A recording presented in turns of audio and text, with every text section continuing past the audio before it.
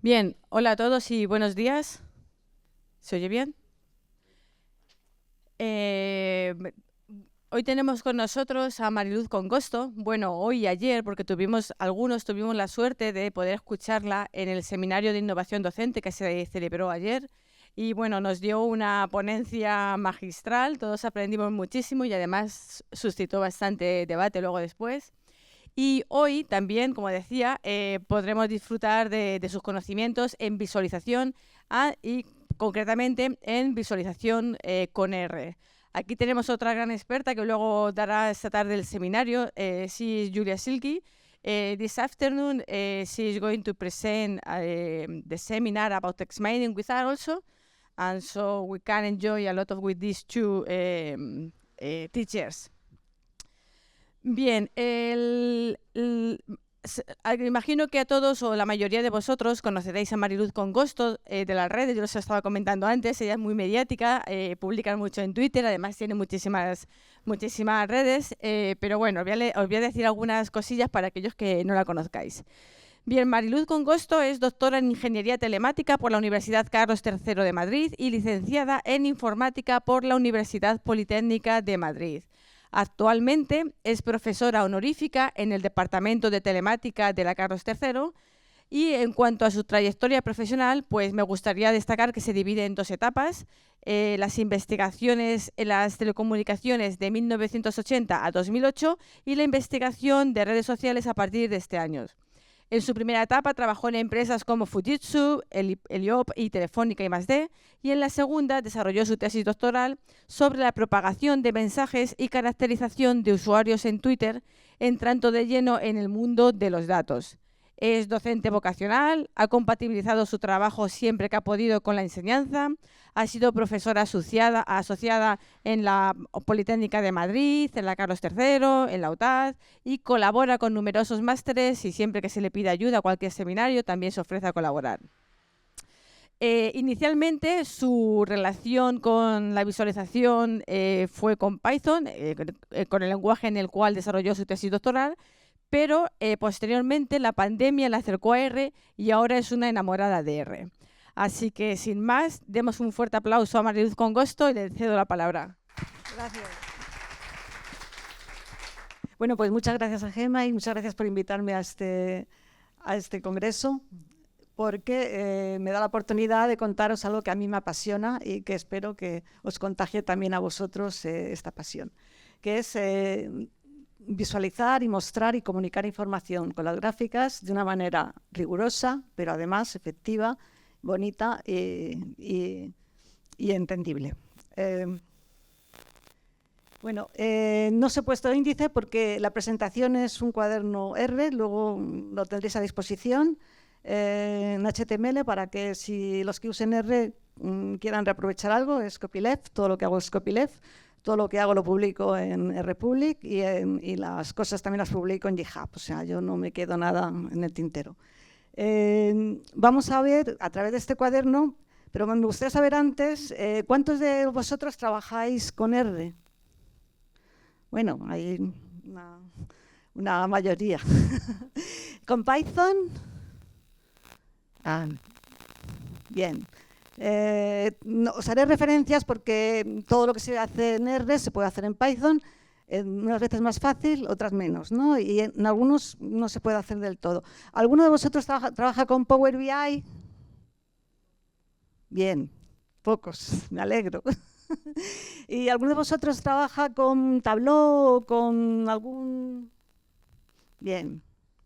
Bueno, pues Tableau es un magnífico programa de escritorio para visualizar, que a diferencia de Microsoft tiene unos colores muy bien diseñados, el diseño es muy bueno, la proporción de las letras es estupenda, la capacidad de anotamiento. Hoy vamos a ver cosas que por defecto no se hacen en R, pero se pueden hacer y cuesta un poquito. Pero una vez que se sabe cómo están hechas, pues es fácil de implementar, porque además, pues teniendo un ejemplo, pues ya puedes extrapolarlo.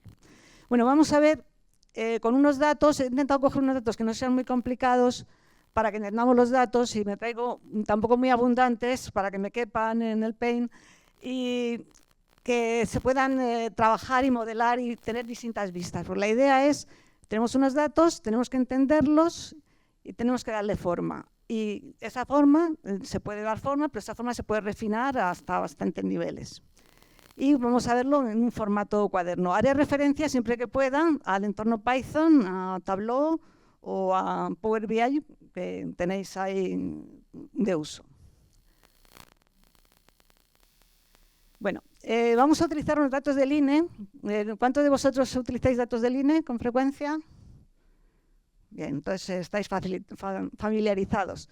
Son unos datos que están muy bien, tienen series temporales muy interesantes, hay datos agregados y desagregados, te puedes ver lo global y lo particular. No todos los datos son completos, porque no lo hay. Cuando no lo hay, pues a veces te vienen algunos datos incorrectos, entonces hay que limpiarlos un poquito. Y la fecha es peculiar, porque te vienen siempre en trimestres. Y esa fecha para visualizar es muy mala, entonces hay que convertirla en modo fecha. Lo vamos a descargar directamente. El INE te permite bajar los datos en formato CSV directamente con la URL. A veces no funciona porque los servidores tienen problemas con los certificados, pero bueno, se insiste y si insistes los bajas.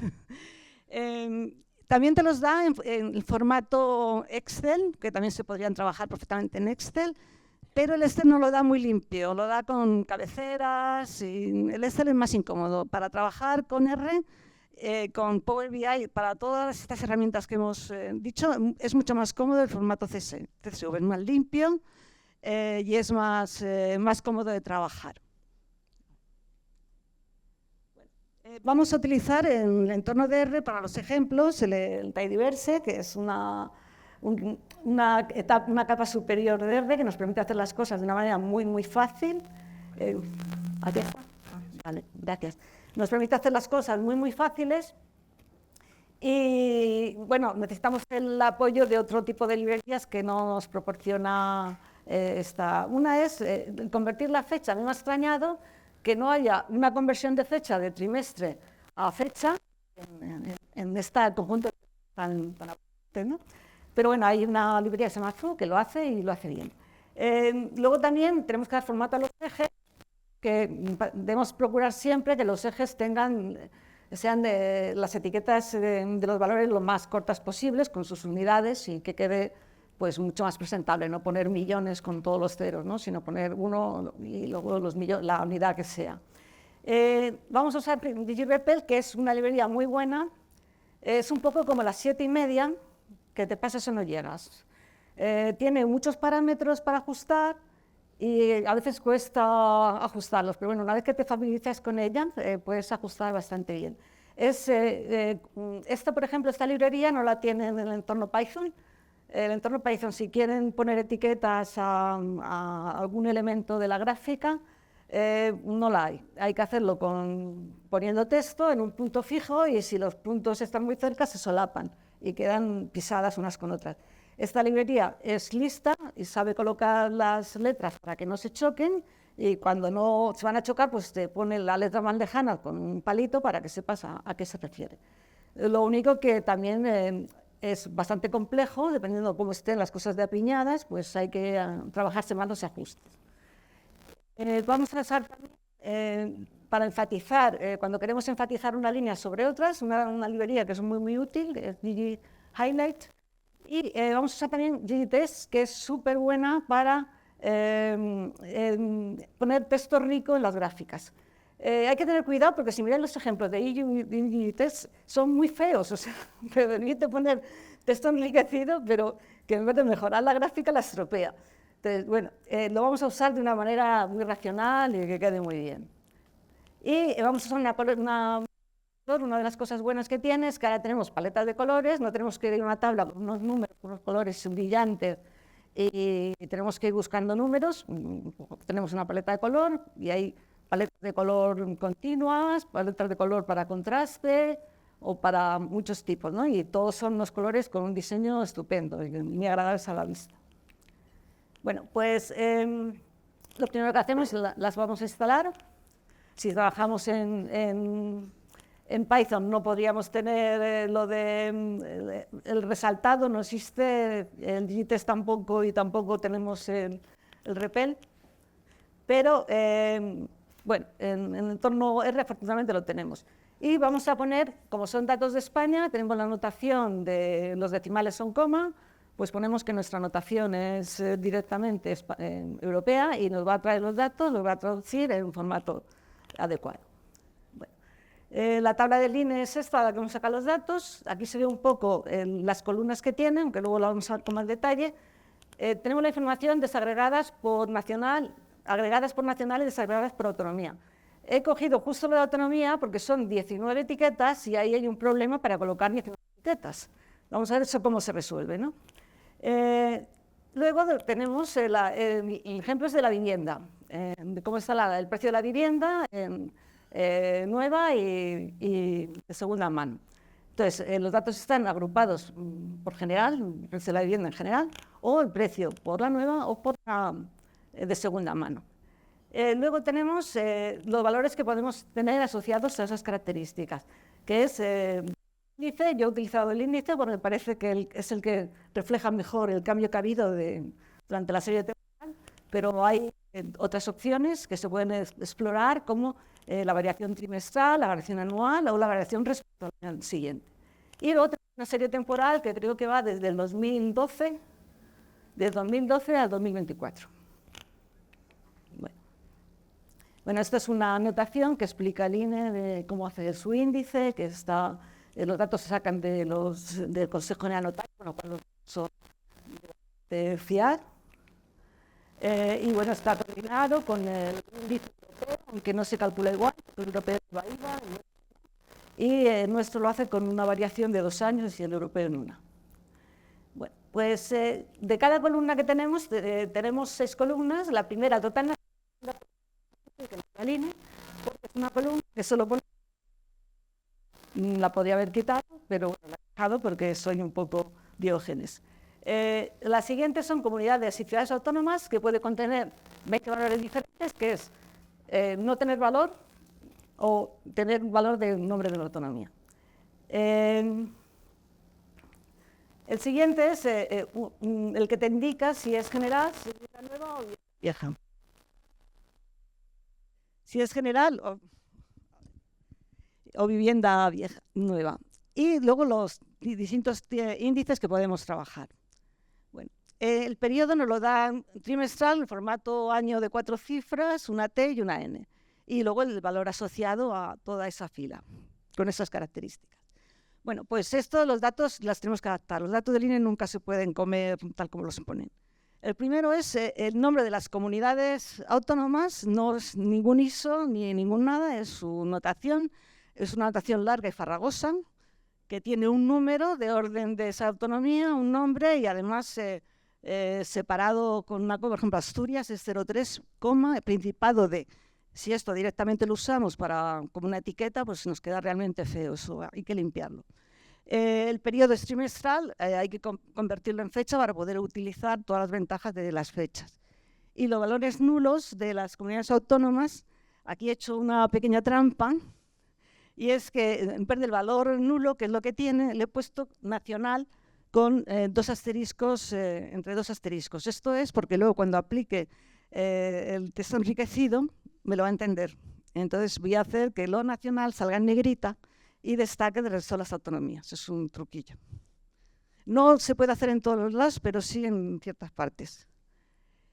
Bueno, pues la forma de hacerlo es convertimos el año, la fecha al año con la librería esta de TU y le quitamos con una expresión regular el número, decimos que todo lo que sea número no lo quiten y luego a partir de una coma lo que encuentren lo quiten. Y con eso hemos limpiado el nombre y nos quedan mucho más cortos y mejor. Y hacemos el truquillo de que si el valor es nulo, le ponemos nacional con 2 asteriscos. Bueno, pues nos quedaría así el formato. Tenemos 16.000 filas. Ahí. A ver. Bueno, no sale aquí.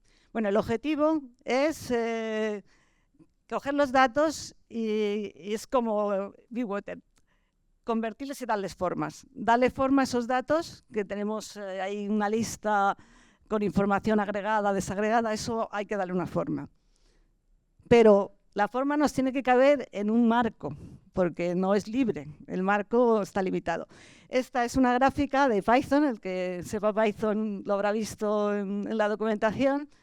No he encontrado en R una gráfica como esta que explique todas las partes de una gráfica. Entonces, una gráfica tiene muchos componentes, pero todos no son necesarios. Pero todos los podemos particularizar. Siempre nuestro criterio común es el sacar el mejor partido de este marco. Tenemos el marco de afuera, que es lo que encuadra la gráfica, el título en la parte superior. El título en la parte superior.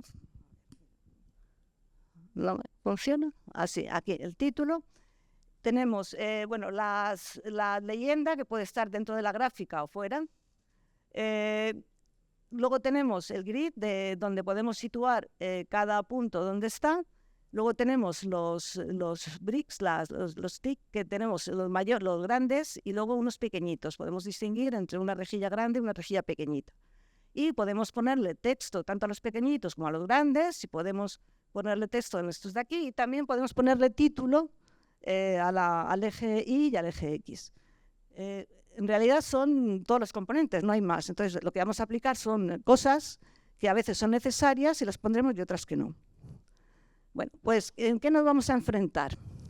Primero, ¿qué queremos expresar? Luego, ¿cuál es la mejor manera de hacerlo? ¿Cómo vamos a resolver los problemas de espacio? Porque a veces cuando intentamos meter algo dentro no nos cabe. ¿Cómo lo arreglamos? ¿Qué alternativas tenemos para visualizar? ¿Cómo cuidamos los detalles?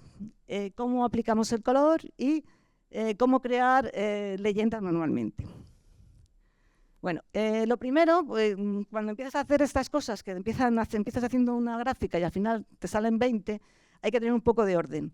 Entonces, el color es mejor que se defina en un solo punto, por lo menos yo tengo esa metodología, en un solo punto donde el color se define como una constante y ahí lo tengo centralizado. Si no me gusta el color de una variable, pues se lo cambio en esa casilla, no tengo que ir tocando el color por todos los lados, siempre va a ser coherente. Eso es una costumbre que tengo. Entonces, bueno, pues vamos a darle un color. Bueno, pues le he dado color a la vivienda nueva, un color a la vivienda de segunda mano. Le he dado un color del texto. Al texto, por defecto te lo va a poner negro, pero un texto en gris marengo, un gris oscuro, es mucho más agradable a la vista y la gráfica no es tan chillona, ¿no? Entonces, el texto está en un color gris oscuro. Y el color de la línea del gris lo vamos a poner muy tenue, para que nos guíe por dónde están los valores, pero no nos quite la atención de lo que es la gráfica. Y también para una gráfica que vamos a hacer, vamos a necesitar un valor para el año más reciente de la serie y el año más actual de la serie. Y vamos a utilizar una paleta continua para que cuando se vea evolución, en vez de poner dos colores discontinuos diferentes, lo que vamos a poner en el mismo color con dos tonalidades. Bueno, una de las cosas que vamos a hacer es tener una plantilla. Yo por lo menos tengo mi plantilla personalizada. Puedes elegir cualquier plantilla, que es el fondo que le quiero poner a una gráfica. Eso también se puede hacer en Python. Tú eliges cuál es el template que tú quieres usar. Y aquí lo vamos a definir. Bueno, pues de alguna manera vas a definir la proporción de cómo quieres las letras, cómo quieres que los títulos sean centrados o sean a la izquierda, todos los detalles de cómo quieres que te quede la gráfica. Bueno, vamos a ver ya la primera gráfica y vamos a ver cómo va evolucionando y cómo podemos haciendo las cosas. Bueno, tenemos una serie temporal con unos valores. Y lo más normal en esos casos es hacer un line chart, es ver cómo evolucionan unas variables en el tiempo. En el eje X vamos a tener las fechas, tenemos que procurar que sean fechas para poder que tengan una cadencia adecuada. Y en el eje Y vamos a tener los valores. Hay que evitar, por ayer no estuvieseis en la charla, ese tipo de gráficas donde aparecen absolutamente todas las fechas en vertical, día a día, que eso no aporta absolutamente nada y no te da información a la gráfica. Es mucho mejor ver los intervalos de tiempo y ya te ajustas. Bueno, entonces, lo primero que tenemos que hacer es filtrar. Esto se hace exactamente igual en todas las herramientas que hemos mencionado. Estos datos son a lo largo.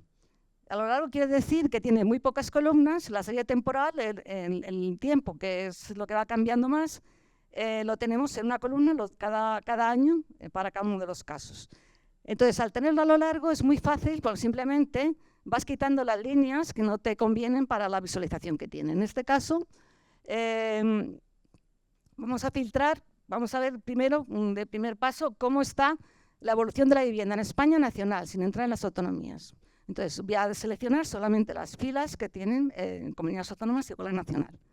Y en general, en vivienda nueva y tal, el tipo de vivienda, voy a seleccionar solo la vivienda nueva y la segunda vivienda. Voy a quitar el general, porque el general no me interesa. Me gusta ver cómo evolucionan los dos precios, si van a la par o ha habido un cambio. Y en índices y tasas vamos a seleccionar el índice en todas las presentaciones porque es un valor que representa mucho mejor cómo ha sido esa variación. Bueno, pues en ggplot es tan sencillito como hacer el filtro, de filtrar lo que sea nacional, lo que no sea general y tasas, es decir, el general, que no sea general. Y decimos en el eje X queremos una fecha, en el eje Y queremos un total y en el color queremos que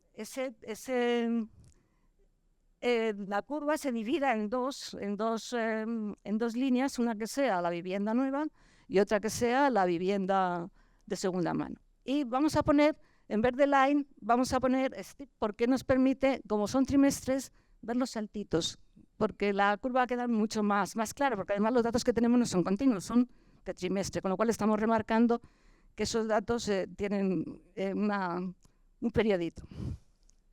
Bueno, ¿qué nos queda? Nos queda esto, que está muy bien porque no hemos hecho nada más que teclear 3 cosas y nos queda esto. ¿Opináis que esto está bien o lo pondríais en un artículo directamente o haríais alguna cosilla?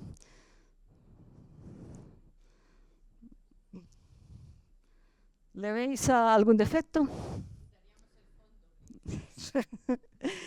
Bueno, tiene varias cosas que el objetivo, no os he contado, tenemos que intentar que lo que hagamos, transmitamos la idea que queremos transmitir o mostremos lo que hemos encontrado en los datos de la manera más rápida, que la gente lo perciba de una manera rápida, que con la menor cantidad de tinta inútil, o sea, solo dedicar el máximo de tinta a pintar datos, no a pintar adornos, y que se asimile en la mínima cantidad de tiempo y esté acotada en un espacio. Bueno, pues aquí hay una información que es redundante, bueno, que no aporta a los datos, que es el fondo gris. Por defecto, el template no es bueno, porque estamos gastando tinta en un fondo que simplemente nos está guiando por dónde está la curva. Entonces, el fondo se podría poner blanco, ¿no? Poner algo más minimalista. Luego, por defecto, te coge, claro, los nombres de la leyenda, que lo hemos dividido en vivienda nueva, por la variable que contiene la vivienda nueva o vieja. Entonces, ese nombre es muy largo.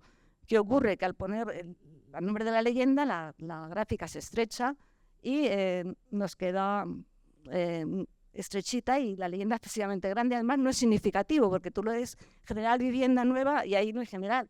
O sea, el contenido de los datos sí es esto, pero el contenido de la gráfica no es esto. Luego, fecha, abajo. El título de la fecha no vale para nada, porque estás viendo los años, poner fecha es gastar tinta para nada. Y el total tampoco está bien, porque total, ¿qué es total? O sea, ahí estoy cogiendo el índice, o sea, tengo que poner el título. Entonces, bueno, pues ¿qué vamos a hacer? Pues vamos a arreglarle esto muy sencillo, con una plantilla que hemos definido.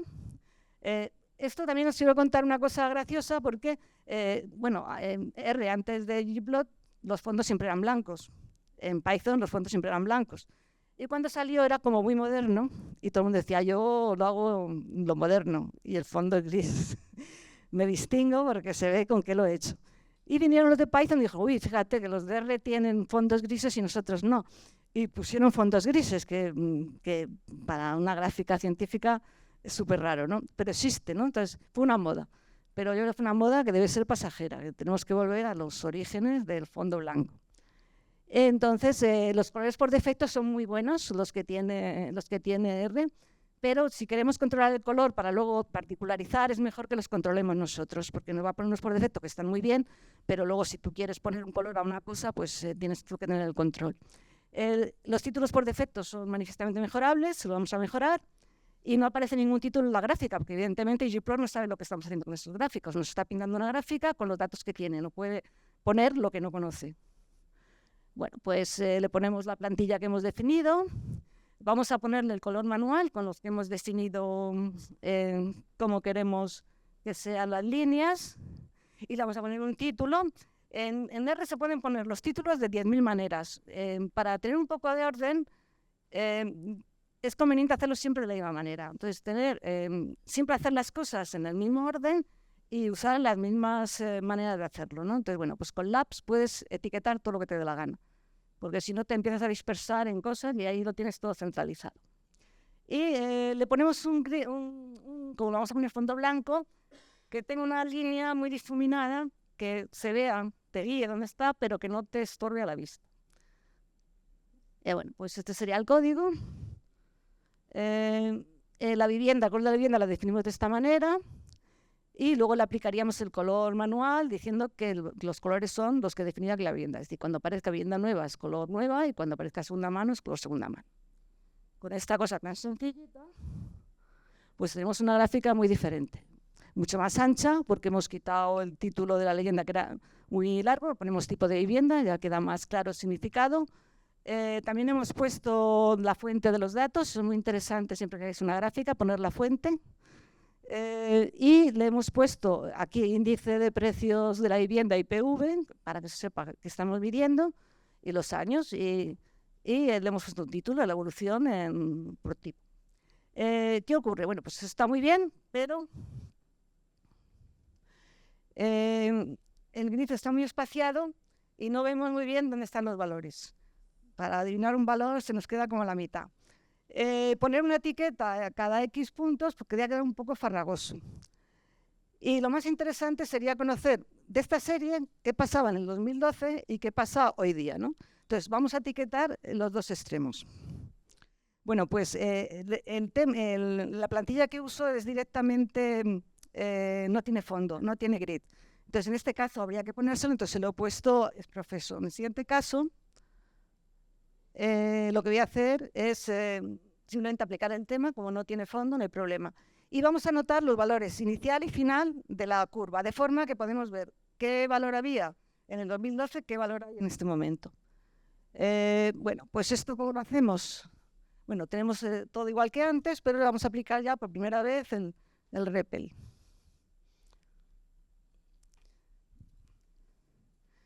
Esto en Python no lo podríamos tener porque yo por lo menos no he encontrado, si alguien ha encontrado que me lo cuente, una librería que te anote puntos sin que se solape.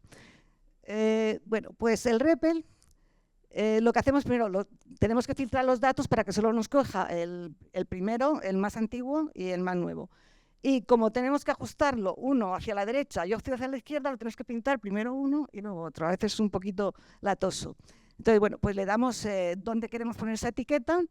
La redondeamos a 0 para que nos salgan decimales, le decimos que no nos genere leyenda y le vamos a dar un tamaño y un desplazamiento. En las fechas, sabéis que si estamos en fechas, cada punto es un día, con lo cual, si yo quiero desplazarme lo que es un año, son un desplazamiento de 360, ¿no? Entonces, pues le doy como 300 para que no me la deje pegada a la línea y no le hago más ajustes porque es un ajuste muy sencillo. Y tenemos que hacer lo mismo para la fecha. La primera es la mayor, la más reciente, y la segunda que vamos a pintar es la más antigua. Sacamos cuál es la fecha con el top -1. Y creo que aquí no hay más novedades. Vale. Bueno, con todo el cuaderno completo, no en forma slide, sino el cuaderno completo, lo tenéis a vuestra disposición y ya lo harán llegar para que el que le interese en la librería se lo copie. Bueno, pues con esto, ¿qué tenemos? Pues lo mismo, hemos quitado el grid, le hemos puesto unos numeritos, eso nos permite ver el estado de cómo estaba antes al estado de cómo está ahora.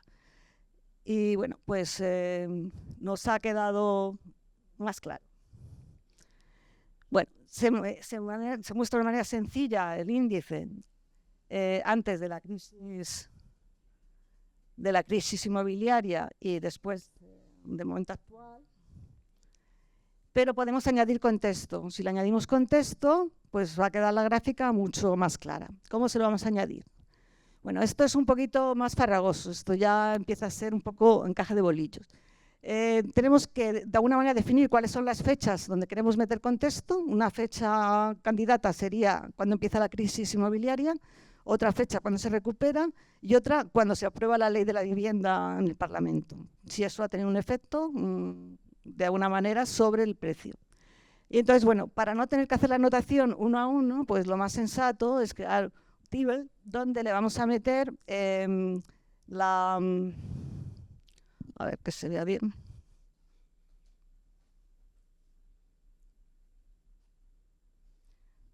Le vamos a decir cuáles son las fechas. Una es el 2008, la otra el 2014 y la de la ley el 2023, el 25 de mayo.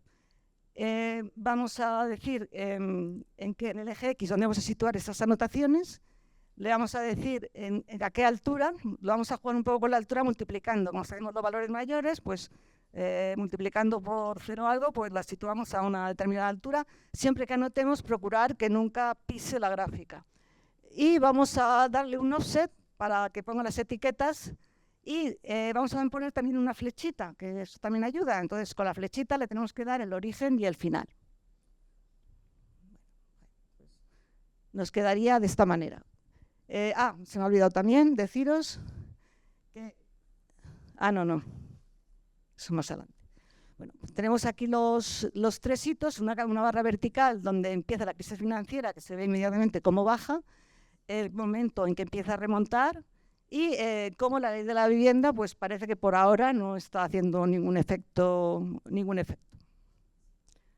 Bueno, pues hasta aquí hemos visto lo que es el índice general, solamente llegado hasta un refinamiento que bueno, se podría hacer más, se podría poner un fondo de cómo ha variado en función de quién estuviera gobernando y otro tipo de cosas. Pero creo que en este caso, con esos 3 hitos, se ve un poco cómo han funcionado. Entonces, vamos a ver cómo funcionaría esto por autonomías. Entonces, bueno, pues en este caso lo que tenemos que hacer, en vez de coger el nacional, tenemos que coger lo que no es nacional, es decir, cada una de las 19 autonomías, y coger el índice de tasas. Bueno, pues, vamos a hacer la gráfica igual, pero el color va a ser por autonomía.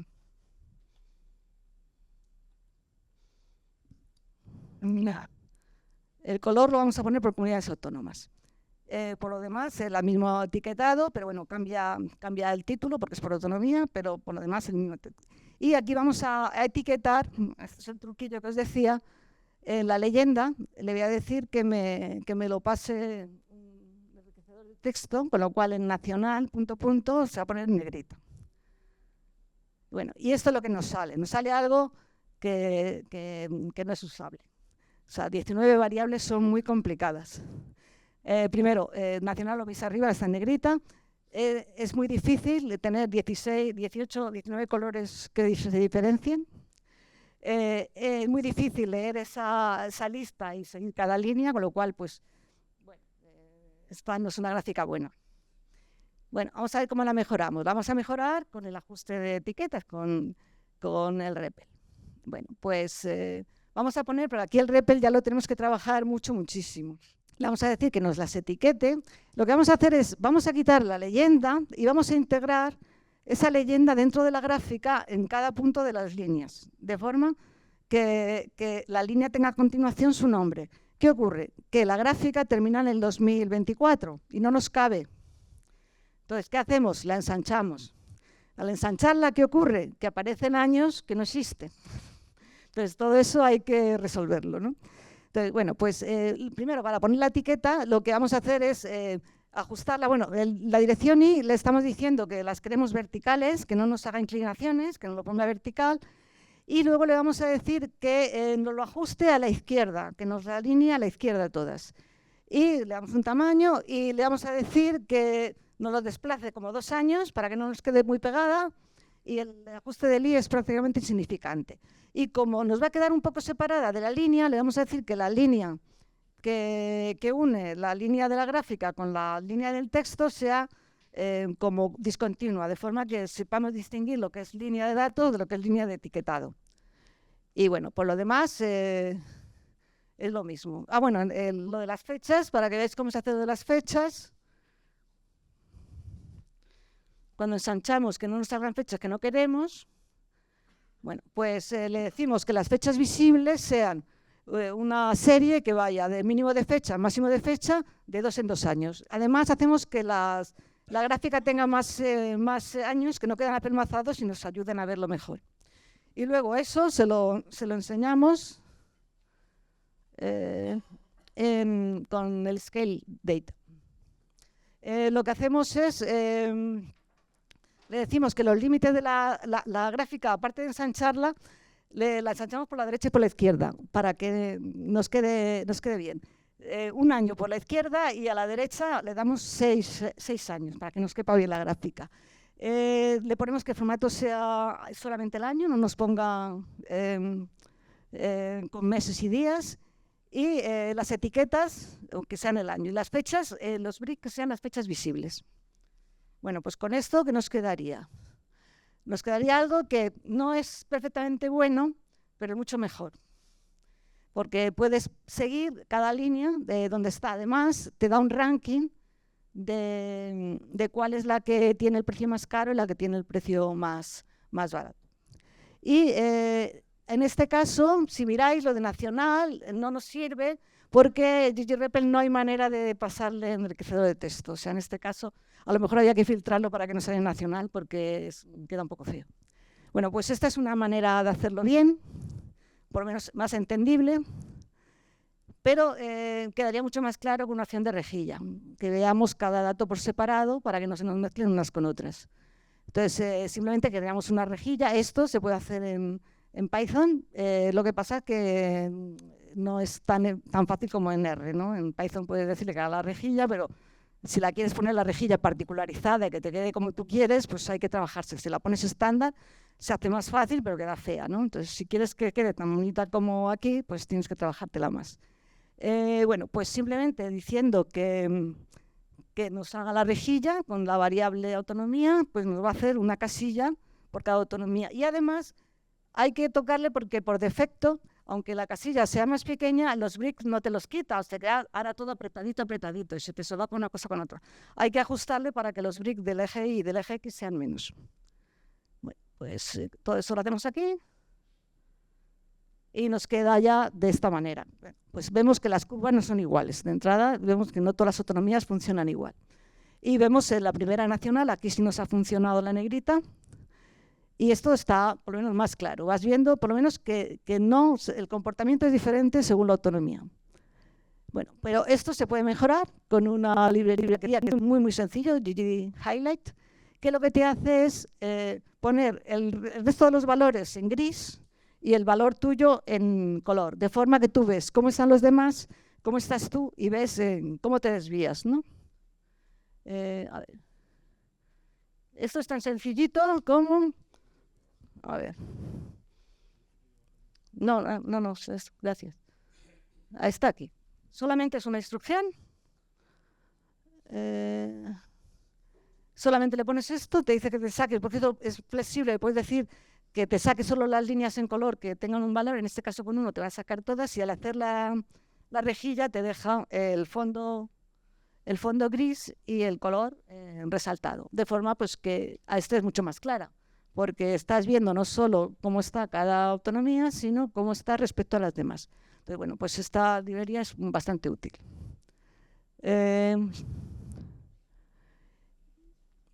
Vamos a ver, ya sabemos, pero hemos hecho la gráfica solo de autonomías con el tipo total, con el valor total. Vamos a ver cómo haríamos por autonomías, pero vivienda nueva y vivienda vieja. Son diferentes.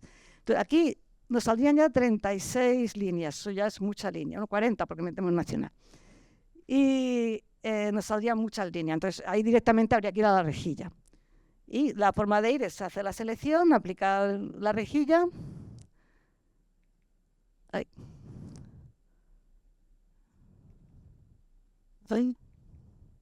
Ahí no sale esta gráfica.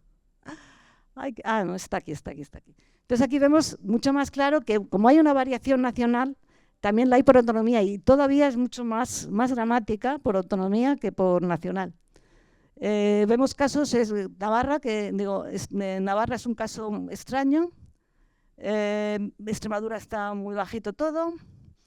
El caso de Madrid también tiene una curva, o sea, Madrid y Baleares son las que están ahora más caras.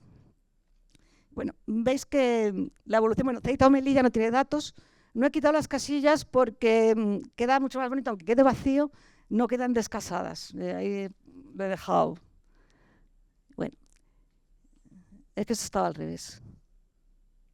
La he puesto mal, versión Barrat. Bueno, pues, a ver. Hemos visto que hay una variación muy grande entre la vivienda de primera mano y nueva por autonomías. Entonces vamos a ver cuál ha sido esa diferencia entre 2 años. Entonces, ¿cómo lo haríamos eso? Pues, bueno, para hacer eso lo que tenemos que hacer es de todos esos datos dejar solamente el año más antiguo y el más reciente. Teníamos que filtrar eso. El índice igual, la fecha, seleccionamos de la fecha la más antigua, la más actual, y quitamos los valores nulos de Ceuta y Melilla, que en este caso, en el otro de la rejilla nos complementaban la rejilla, nos quedaba cuadradita, en este caso nos van a salir peor, y nos va a dar el warning de que le faltan cosas. Entonces, vamos a crear una gráfica. Cuando tú tienes para comparar 2 valores, lo primero que piensas es un diagrama de barras para comparar los 2 valores, ¿no? Entonces, vamos a hacerlo con un position dodge de 2 valores. Añadimos a cada barra un valor para que se sepa cada barra que tiene y le vamos a dejar una barra muy limpia, sin fondo, sin marco, que quede solo que son las barras. Bueno, también cuando tengáis valores de barras, nunca dejar siempre en el eje Y el valor, no en el eje X, porque poner los valores en vertical, aparte de feo, es que te dobla la cabeza, o sea, y no es nada claro, o sea, da igual ver la gráfica en vertical que verla en horizontal, se entiende mucho mejor en estos casos en horizontal, en este caso está en horizontal. Y vamos a hacer una rejilla para ver el caso de un año y en otro. Bueno, pues aquí. Esto nos quedaría la gráfica así, tendríamos la vivienda nueva, la vivienda segunda mano, con todos sus valores, muy limpita, le hemos quitado todo el fondo que podíamos, pero esto no queda claro. Si quieres comparar y quieres ver cómo está la situación, esta gráfica no es la mejor. Entonces, tiene mucha tinta, información que se usa, que no es solo para representar datos. Nos cuesta mucho ordenar, porque el orden es por las 2 magnitudes, y se compara mal y no tenemos ranking. Entonces, os propongo una alternativa que es el Dumpel, que se usa poco y yo creo que para estas cosas es mucho mejor que el diagrama de barras. Utiliza poca tinta, además te permite comparar. Bueno, pues para filtrar son los mismos datos que teníamos para las barras, pero tenemos que hacer una cosita. Y es los datos, para poder hacer el Dumpel, que es un diagrama de bolas, os lo enseño, os hago tiene este formato. Es una barra inicial, un segmento que une los 2 valores, con lo cual la longitud de la barra es la diferencia, y un valor inicial y un valor final. Y el color es por el año. Entonces, para pintar esto en Python, en R, no se puede, no hay una librería que te lo pinte, no hay ninguna función que te lo pinte, lo tienes que hacer un poquito tú, pero tampoco es tan difícil, es pintar un punto, pintar otro punto y pintar una barra. Entonces, aquí tenemos que hacer un truco porque le tenemos que decir las autonomías, cuáles son los valores del año más antiguo y los valores del año más reciente. Y eso lo tenemos en una sola columna, con lo cual tenemos que ensanchar los datos. Tenemos que hacer que los datos que hay, donde pone fecha, que hay fechas de los 2 años, se convierta en 2 columnas, una de cada año. Entonces eso lo hacemos ensanchando con una función que se llama pivot weighter. En Python no existe también sin ningún problema. Con eso lo que hacemos es dejarlo para que ya directamente pongamos la variable que corresponda. Pero si lo hacemos así, en la columna, el valor de la columna sería 2012 y el otro 2024. ¿Qué ocurre cuando vais a coger los datos del 2025? Pues que ya no te vale la gráfica, porque los datos te va a salir el año que tenías el anterior. Entonces, un truquillo es poner para los años que son más antiguos, poner una etiqueta que diga, este es el año más antiguo. Y en los que son de los más nuevos, poner este es el año más nuevo. Con forma va a salir nuevo año, fin de año. O sea que es lo mismo, pero ya cuando ensanche la tabla, te vale para el 2025. Suele ocurrir porque estas series temporales se ejecutan de vez en cuando. Para pintarlo es pintar un segmento de los dos valores y pintar un punto. Y luego viene el ponerle el numerito, que en este caso, claro, no es una gráfica que te dé de defecto, tienes que hacértelo tú, entonces tienes que poner un numerito. Entonces, dependiendo de si el crecimiento es creciente o decreciente, el número hay que ponérselo ajustado hacia la izquierda, ajustado hacia la derecha. Con lo cual eso es complicado y como depende de los datos, se lo vamos a meter en los datos. Vamos a crear una columna que sea el ajuste, es decir, este dato va a ir a la derecha, este dato va a ir a la izquierda. Y creamos las etiquetas le vamos a dar color a los puntos para que vayan en relación con el año e integramos también en el título para que nos salga nacional en negrito. Y la haremos muy diáfanas. Lo tendréis en HTML. Lo que haces es pintar un segmento, pintar un punto, los dos puntos, que se pintan simplemente seleccionando el valor mayor y el valor menor, y luego la etiqueta no se lo podemos hacer en este caso con el REPL, porque el REPL va a intentar optimizar dónde poner la etiqueta y no te la va a poner en horizontal, te la va a poner donde él considere, entonces no te va a quedar alineado, se va a ver muy mal. En cambio, con el text, te pone la etiqueta en las coordenadas que te pones. Otra cosa que podemos hacer, podemos representarlo con un scatterplot de puntitos. Lo que hacemos es, con el mismo formato que tenemos el año más antiguo y el año más nuevo, y la autonomía, pues cogemos esas dos variables, una en el eje X, otra en el eje Y, y ponemos un punto. Y a ese punto le ponemos el nombre de la autonomía. Le quitamos los nulos de Ceuta y creamos una columna que se llame año para que contenga sobre el año para las etiquetas. También tenemos que ensanchar los datos en este caso para las dos columnas y utilizamos solamente el GeoPoint y el REPL. Y le vamos a dar que nos formate. Y nos quedaría que en el año 2007 todos los valores están por encima de la diagonal y en el 2024 están por debajo. Y además veríamos los que están más extremos, ¿no? Navarra estaba súper caro la vivienda de segunda mano en el 2007 y ahora pues ha bajado un montón. En este caso nacional no me lo ha puesto bonito. Bueno. Y otra manera de hacer, a mí me gusta mucho el scatterplot conectado, que es lo mismo que el scatterplot, pero conectado en el tiempo. Vas pintando un punto y cada vez que pintas un punto vas trazando un path, un camino. Esto no se ve muy bien en la gráfica. Tofte hizo estas gráficas con la relación entre inflación y paro. Entonces, es curioso como estas dos variables presuntamente relacionadas tienen un comportamiento muy, muy diferente en cada uno de los países. A ver, aquí lo leo que no se ve bien. A ver, esto no se ve nada. Francia, por ejemplo, es Francia. Este me parece que es Alemania. Entonces bueno, estos son más parecidos. A ver, que no se ve bien. Bueno, pues nada.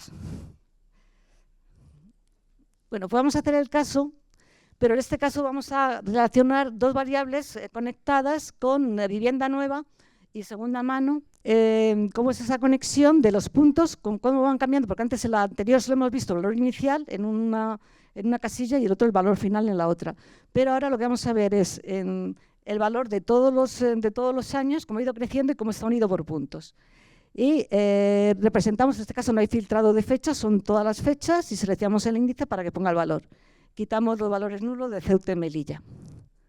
Y en R tenemos el path que nos permite hacer esto directamente. En Python no. En Python no existe la posibilidad de pintar esto, hay que hacérselo a mano. y le ponemos el año inicial y el año final con GeoNTest para que sepamos cuál es el inicio del punto, del recorrido del camino y cuál es el final.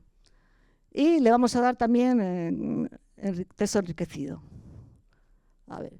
Y estas son las curvas, como veis, son totalmente diferentes.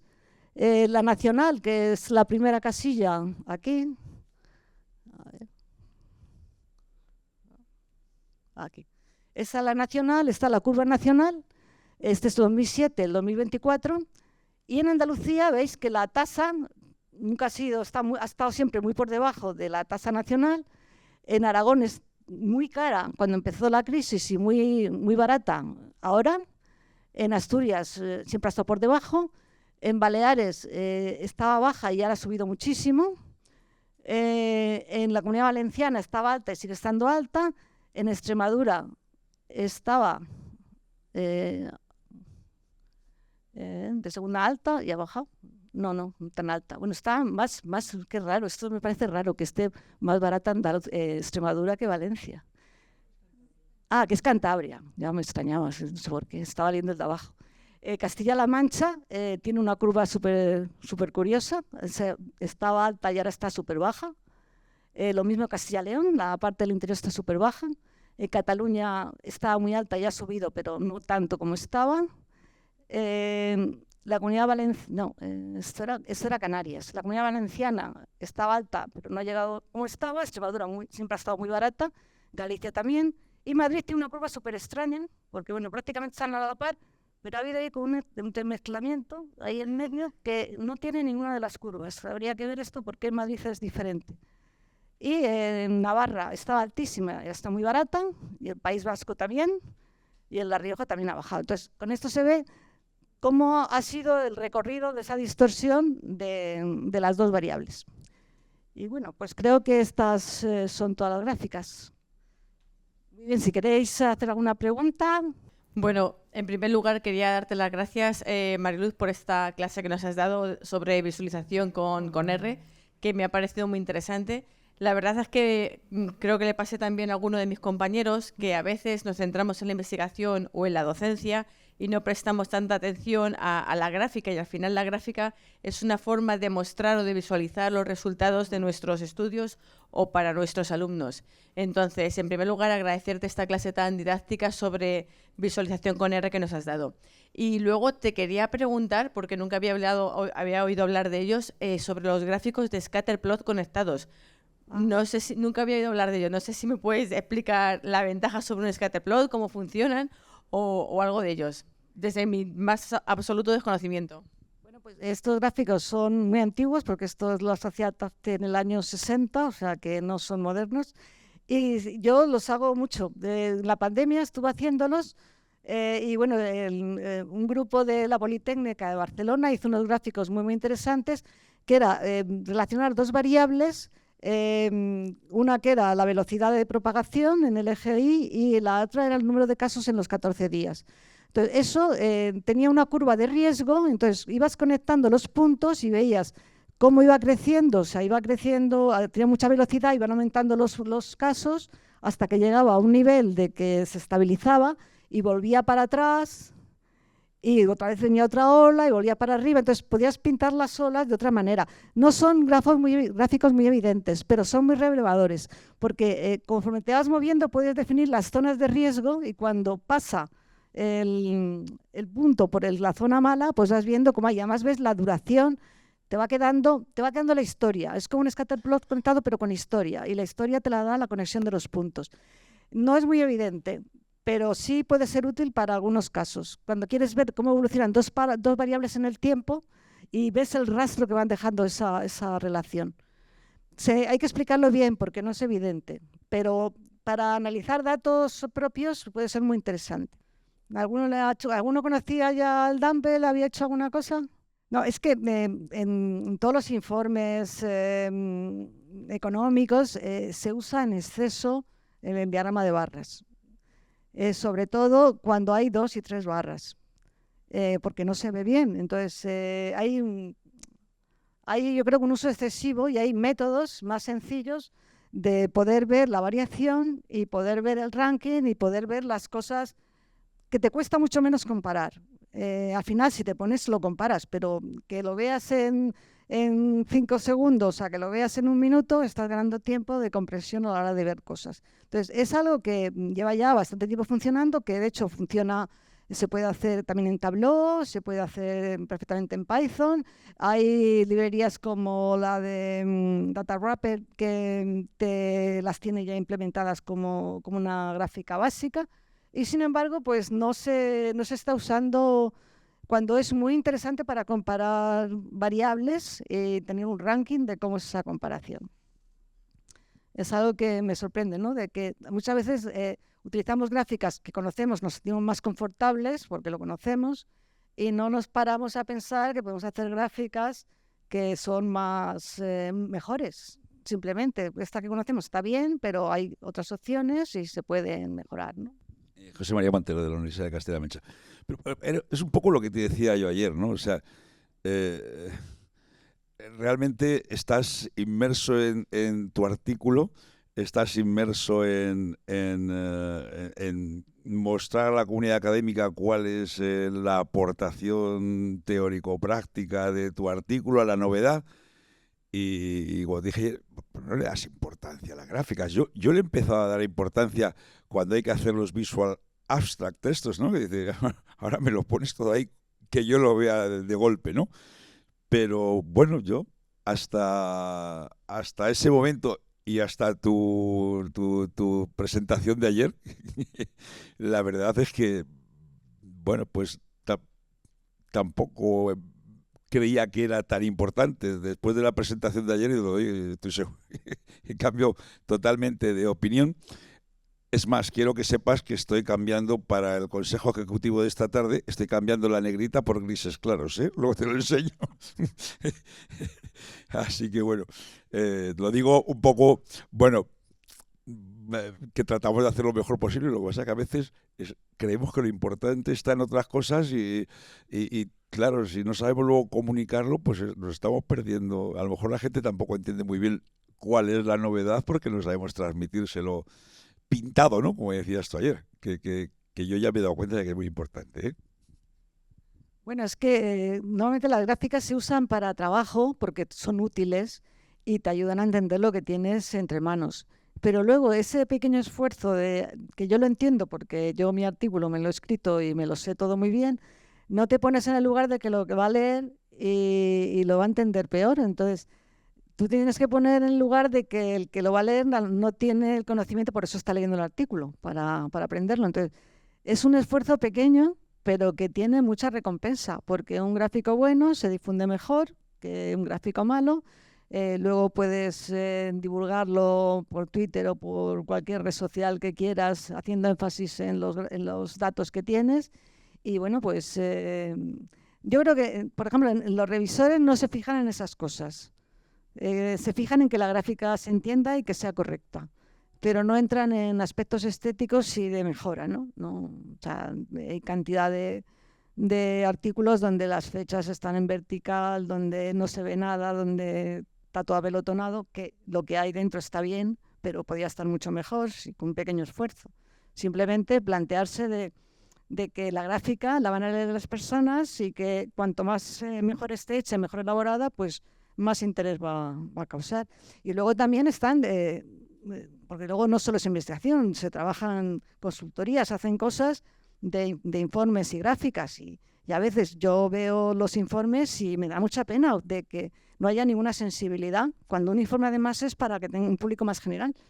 Y se usan las gráficas más básicas, con colores chillones, y que se leen mal, se comparan mal.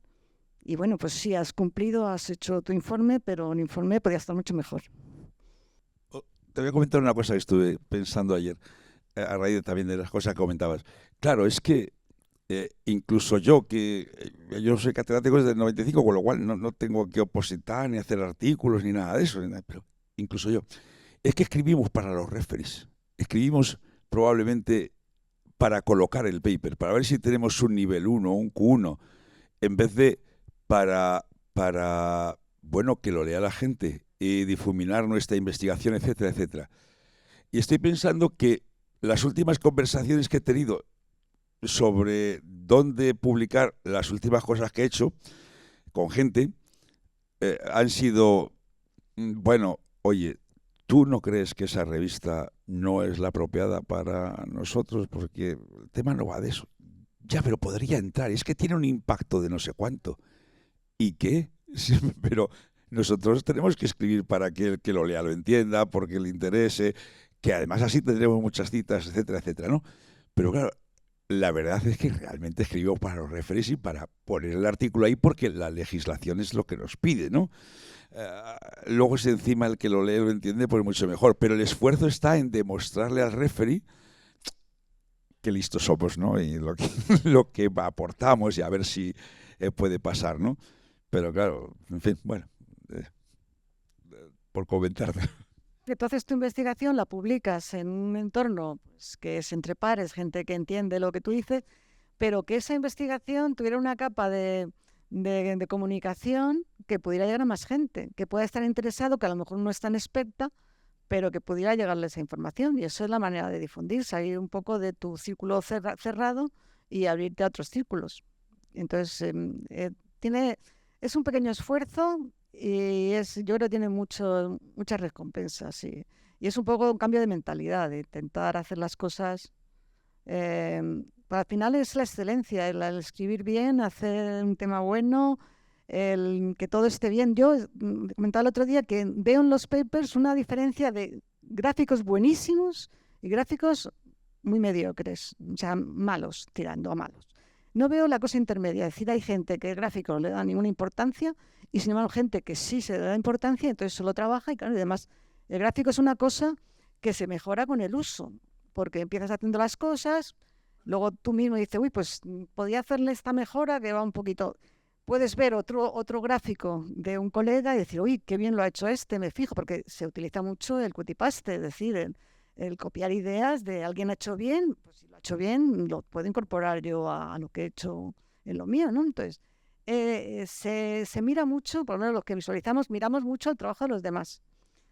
A veces para criticarlo y a veces para decir, oh, mira, qué bien lo ha hecho, que mira, no se me había ocurrido a mí esta cosa, porque a veces son detalles tan tontos como lo de la curva del COVID, que era una curva que existía de 2007, llegó un médico y dijo, y la raya para atenuar la curva es la capacidad tenemos de atender a los pacientes. Hacer una raya, que no es nada, es darle contexto y hacer que tenga sentido una gráfica y se publique mundialmente y sea un éxito total. Porque eso venía de un paper espeso, que se leerían 4. Entonces, eso es un caso de cómo sale algo de un plan de epidemia al público general. Y solo con una raya. O sea, que la innovación aquí a veces son cosas muy pequeñas, que lo cambian todo. Pues muchísimas gracias por vuestra atención.